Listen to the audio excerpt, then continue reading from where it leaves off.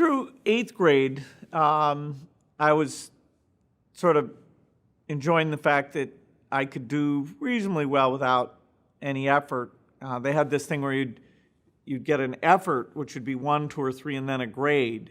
And so the ideal I always wanted was an A3, where you had the least effort but the highest grade. So my grades weren't all that great. And then in 8th grade, I had been at a private school for a couple of years and decided that I better start getting good grades, both in terms of having some freedom, the way I'd be treated, and thinking about college. So from 9th grade on, I had a reasonably spotless grade record. So that I got quite serious about grades at that point. Math was the thing that came most natural to me. And, you know, you'd take these exams, some of which were sort of nationwide exams, and I did quite well on those, and that gave me some confidence. And I had some teachers who were very encouraging. They let me read textbooks. They encouraged me to take a college course on symbolic math, which is actually called algebra. So I felt pretty confident in my math skills, which is a nice thing because not only the sciences, but economics, a lot of things, if you're comfortable with math and statistics and ways of looking at cause and effect, that's extremely helpful. I had one named Paul Stockland who, at the school I was at, who challenged me. Later, one named Fred Wright, who challenged me. Then, you know, I actually majored in math for the time I was at college because, you know, it was a very interesting topic. But it was kind of a strange topic because there's not a direct career for most people in terms of being a full-time mathematician. So for all but very few people, it's a tool that you use, but probably not what you're going to spend your life working on. My parents had this notion that I had this high potential somehow and that I was not taking advantage of it. That, you know, the environment I'd been in, sort of being a goof-off, was more socially rewarding than being that serious. And it was public school, you know, so they weren't pushing people all that hard. You could read the textbook in the first week and, you know, sort of there wasn't anything interesting going to happen the rest of the school year. And so they had me take an exam to go to a private school. And I thought, well, should I pass this exam or not? You know, you could fail it and you wouldn't have to go.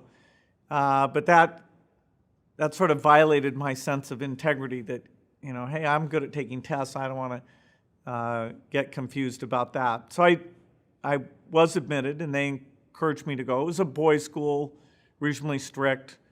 During the time I was there, it actually transitioned, merged with a girls' school, and stopped having uniforms, stopped calling the teachers master.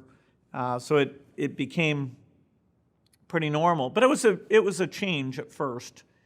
And the idea of just being kind of a goof-off wasn't the sort of high reward position like it'd been in public school. So that you know, my parents were right.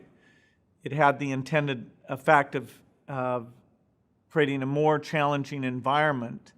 And some teachers who were nice about saying that, you know, I should try harder and exposing me to a lot of math and science. And eventually, that's where I got to use the computer.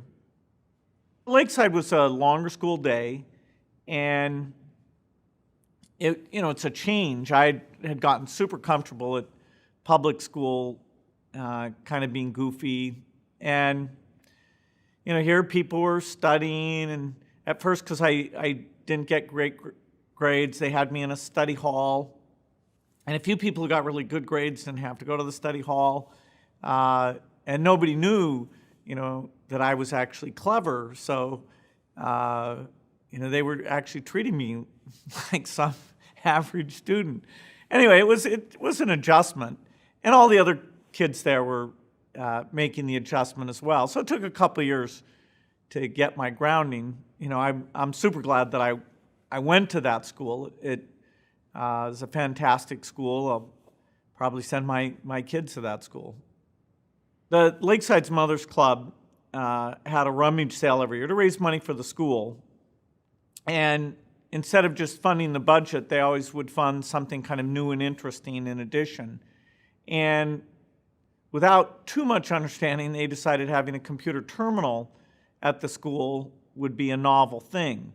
It was a teletype, uppercase only, 10 characters a second, and you had to share a phone line to call into a big computer, a time-sharing computer that was very expensive. It charged, when you were connected up, it would charge, and then when you actually had a program running, it would charge a lot more.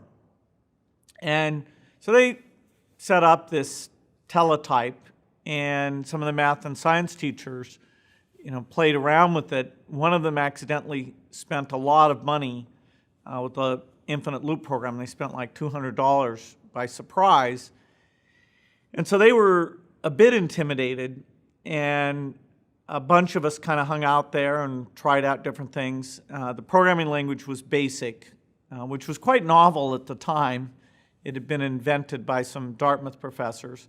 And so that was the first computer language I learned. And I wrote increasingly complex programs.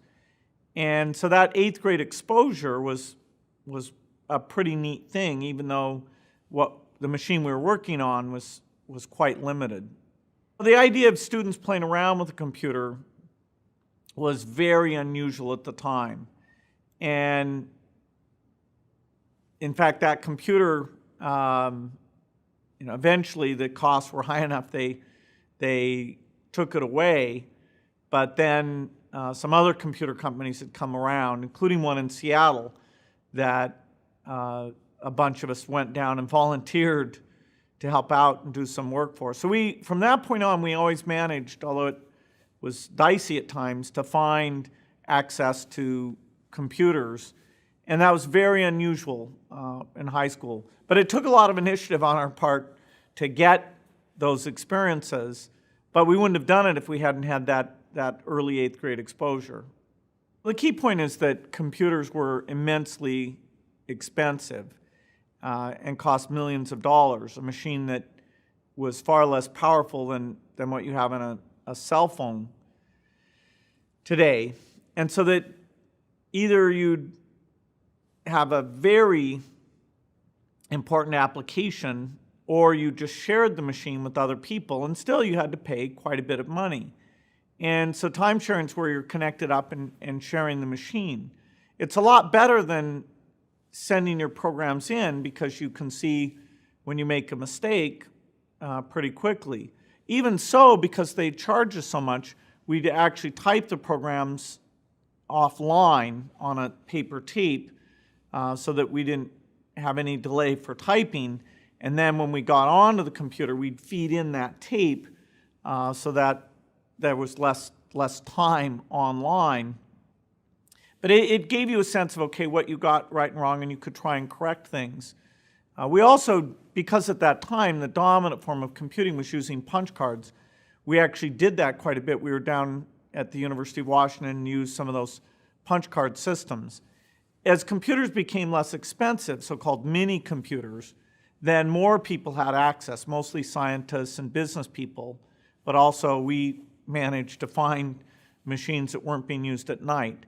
The idea of a machine is something that an individual would use and that it would just sit there idle when they weren't using it.